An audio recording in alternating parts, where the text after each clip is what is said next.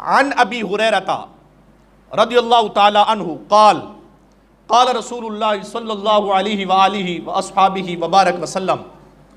حضرت ابو ہریرہ فرماتے ہیں کریم نبی نے ارشاد فرمایا من صام رمضان ایمانا و احتسابا غفر له ما تقدم من ذنبی۔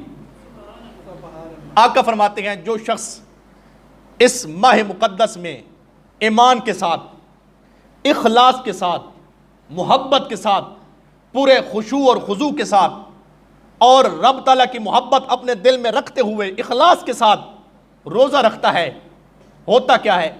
غفر له ما تقدم من ذنبی۔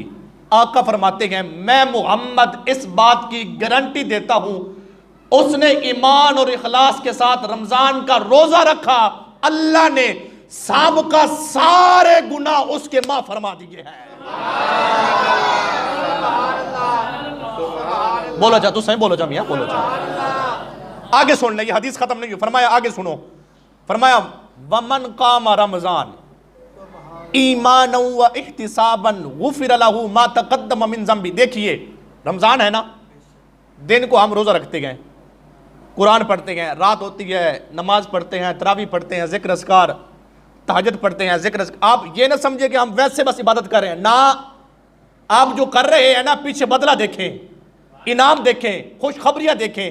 جو ایسے کرتا ہے، دن میں روزہ رکھتا ہے، رات کو تراویح پڑھتا ہے، قیام کرتا ہے، رکوع کرتا ہے، سجدہ کرتا ہے، قرآن کی تلاوت کرتا ہے، پھر انعام دیکھیں۔ فرمایا وَمَنْ قَامَ رَمَضَانَ إِيمَانًا وَإِحْتِسَابًا غُفِرَ لَهُ مَا تَقَدَّمَ مِنْ ذَنْبِهِ۔ فرمایا جو رات کو قیام کرتا ہے، عبادت کرتا ہے، نماز پڑھتا ہے، میں محمد اس بات کی بھی گارنٹی دیتا ہوں وہ نماز پڑھتا ہے، اللہ اس کے سابقہ سارے گناہوں کو معاف فرما دیتا ہے۔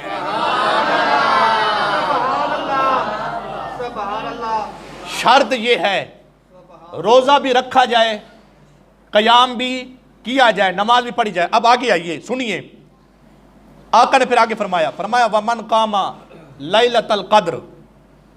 فرمایا اس ماہ مقدس میں جو لیلۃ القدر، اور آپ دیکھیں تو صحیح یار، اپنے گربان میں جھانکیں تو صحیح، ہم اپنے آپ کو دیکھیں اور رب کا کرم دیکھیں، رسول اللہ کے امتی ہے نا، رب کی عطا دیکھیں۔ دیکھیے رمضان ہے نا، رمضان اس میں پہلا عشرہ رحمت والا، پہلا عشرہ سارے بولیں، دوسرا عشرہ مغفرت والا، تیسرا عشرہ نجات والا، جہنم سے چھٹکارے والا۔ اور دیکھیے جو تیسرا عشرہ ہے نا اس میں خاص 5 راتیں بھی رکھ دی۔